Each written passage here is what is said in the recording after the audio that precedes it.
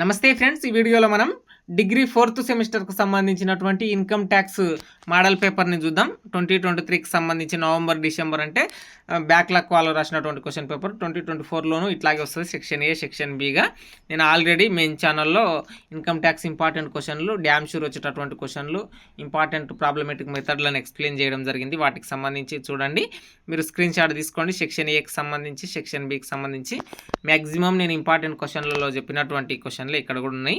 నేను ఇంపార్టెంట్ క్వశ్చన్లు ప్రిపేర్ చేసినప్పుడు ఈ మోడల్ పేపర్ని కూడా తీసుకున్నాను అనమాట. Define income tax, write about cannons of taxation అనేటటువంటిది నేను అక్కడ షార్ట్ క్వశ్చన్లుగా ఇవ్వడానికి ప్రయత్నం చేసిన. ఇక్కడ లాంగ్ ఆన్సర్ క్వశ్చన్ వచ్చింది, గుర్తుంచుకోండి.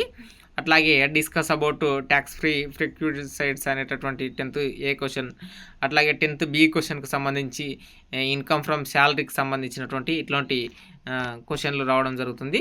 9th ఏబి అనేది ఫస్ట్ యూనిట్ నుంచి ఇంట్రడక్షన్ నుంచి 10 ఏబి అనేటటువంటిది ఇన్కమ్ ట్యాక్స్లో సెకండ్ యూనిట్ నుంచి రావడం జరిగిందని గుర్తుంచుకోగలరు.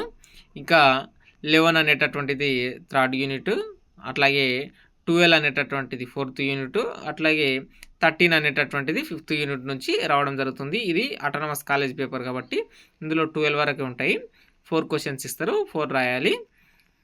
ఈ విధంగా ఈ వీడియోకి సంబంధించి మిగతా ఏ మోడల్ పేపర్లు కావాలన్నా మీకు కింద కామెంట్ చేయండి. ఈ వీడియోకు ఖచ్చితంగా లైక్ చేయండి.